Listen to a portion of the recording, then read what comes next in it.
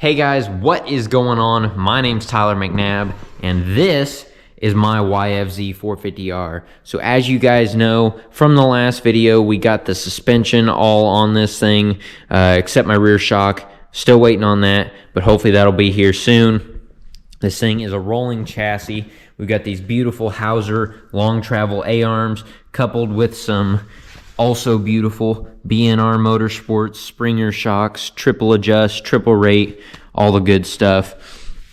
And yeah, so we got this thing to a rolling chassis in the last video. So next thing we're going to do, like I said in the last video, is we're going to grab this motor over here on the counter and we are going to implant it into this frame. So the engine video is probably going to end up being a two-part video if I had to guess, because I've got a lot of good stuff coming this way. Because in order to get this thing ready to start, we're definitely going to have to get the engine in. We're going to have to get the radiator in. We're going to have to get our subframe and our intake all buttoned up, get our batteries set up all good and ready to go, plus the wiring harness. That's going to be a lot of fun. So this one is probably going to end up being a two-part video, just because I'm going to have a lot of content going into getting this thing in the frame and then getting it started. So hopefully you guys are going to enjoy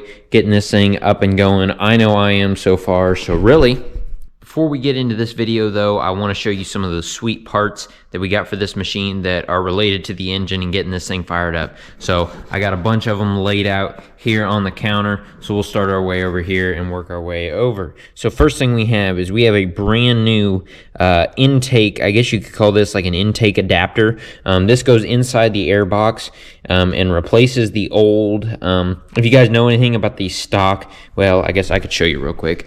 Let me go grab it. So this is the stock intake, or the stock air box. As you can see, there's this big cone, and the stock air filters have like a screw in the back that screw into here.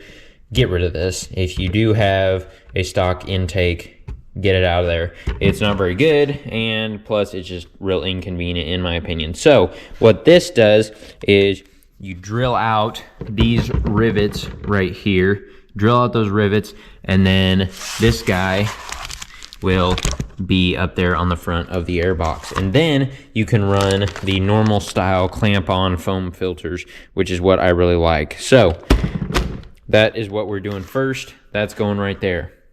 Next thing we have for the air box as well is we have this kit from B&R Motorsports. It has a piece of uni foam, as well as this bracket that sits right here on top of the air box. So it'll sit something like this.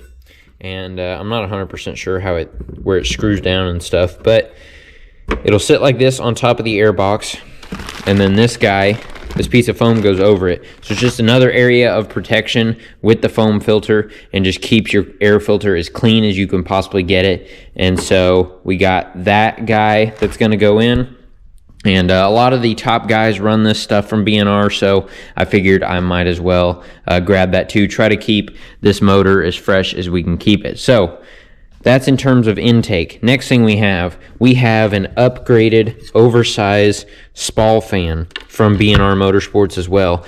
They buy these, they make their custom brackets. This thing bolts right onto the stock radiator, plugs right into the harness, and it's all ready to go. So this one's a little bit bigger. It's got some more CFM, all the good stuff, just to try to keep this motor as cool as we can possibly get it.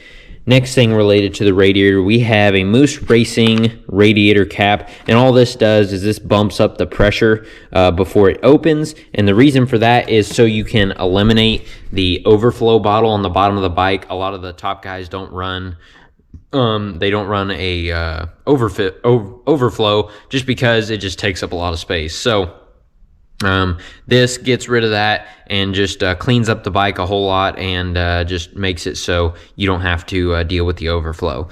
And then next thing we have here, some other motor components that we have. I mentioned in the last motor video, or I guess, yeah, in the motor video, so that would have been part 2, that was part 3, sorry. Anyway, that I picked up a new sponsor for this year, 38 Motorsports. And we have a couple things here. This was for the AIS delete. I already installed the plate you guys saw, but then this also has a dummy plug as well as a vacuum line where you can plug that. So we have that. Next thing we have is a gas tank lowering kit. So what this does is this gets rid of the plate that goes underneath the gas tank. It just gets that out of there because there's no reason for it, and it just takes up space. So this lowers the gas tank down there and just overall cleans everything up. And then the last thing we have is a brand new breather box. So this gets rid of all the AIS stuff, AIS delete and that kind of thing. And this is your new breather box. And I really like this one, mainly because a lot of the breather boxes you guys will see, aftermarket breather boxes that they run, are usually like right here on the side of the motor, and they're just huge and they're bulky and they take up a lot of space. Well, this one mounts, I haven't seen it 100%, but I believe it mounts right here, like underneath the stem. And so it's out of the way, it's small, and it does the job that it's intended to do, which is be that breather box to make sure that you're not spitting oil everywhere and all that good stuff. So picked that up from 38 Motorsports. Big shout out to them for coming on board this year. I'm excited to use their products. And then these are just all the vent lines that go to the breather box. So last but certainly not least, to go paired with this motor to get this thing started up and rocketing to that hole shot, got to keep that hole shot streak up. The 400, she was amazing, but we'll have to see if the YFZ can do the same thing. So we have a 20 or 24 volt kit along with a 12 volt anti-gravity lithium ion battery. So this is a pretty cool kit from BNR. This is just, as you can see, it's a very, very small battery. And what's nice about it is it actually fits where the tool pouch used to be from the OEM. And then they make this setup so you can actually do a quick disconnect, and you can convert this thing from 12 volt back to 24 volt very quickly, which is really cool. So basically how it works is these two connectors right here will be bolted to the battery. It'll come into here, which will go to your starter, and then I'll explain it a lot when I go and install it, but it's just really cool. And then it's got this second plug here to when you want to go back to 24 volt kit, you unplug that, you plug this in, you're back to 12 volt. So pretty sweet. And yeah, a lot of cool stuff. So I've been talking for quite a bit of time here at the beginning of this video, so I know you guys want to see some action. So here we go. Let's get into the video. Let's get this motor installed.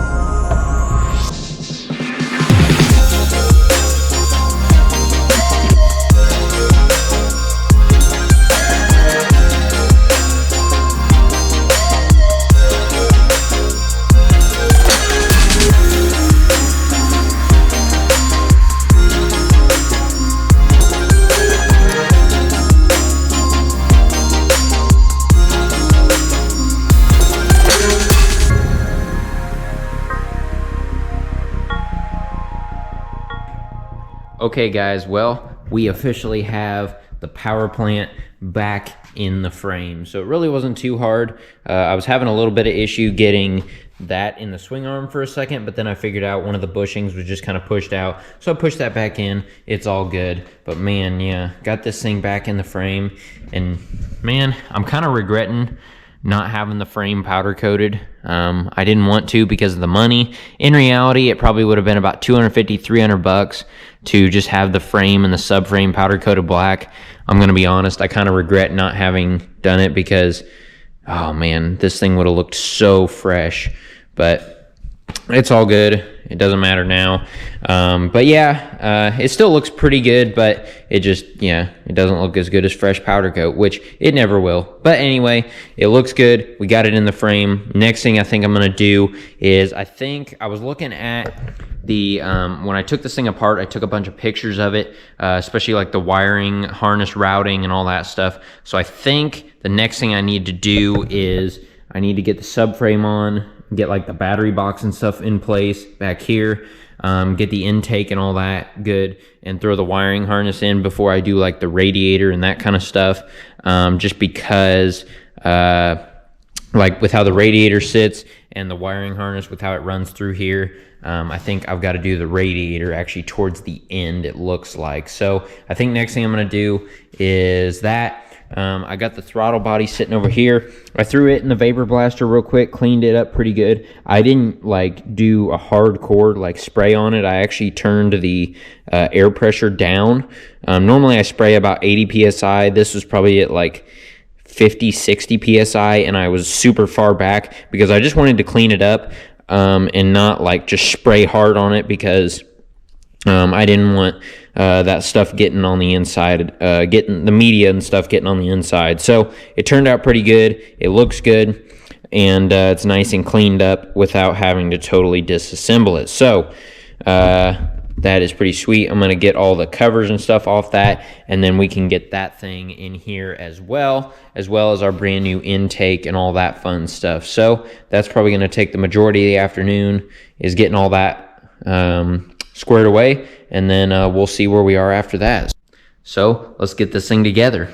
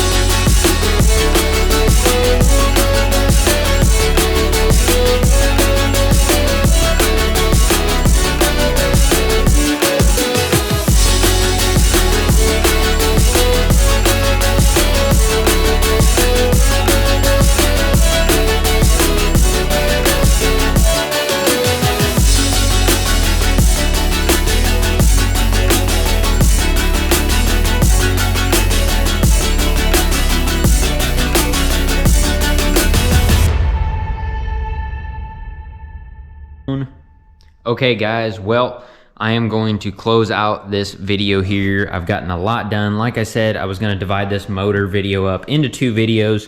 So I think this has been a decent length for this video, and I've still got a couple more things that I need to get done before we can fire this thing up. But mark my words, in the next video, we're going to fire this thing up. So got quite a bit done. We got the old motor in the chassis, and then from there, yeah, it was just a lot of little piecing stuff together. So I got that in, I got my subframe on, I got my throttle body in, and then I just went through and just started making connections, man. It took a while, just trying to figure everything out. I got my battery box in and my wires placed ready for the battery. I got all this back here situated, except the only thing I do need to figure out is, previously my Vortex was mounted up in like where the tool pouch goes, so if like the plastics were on, it'd be sitting down in here.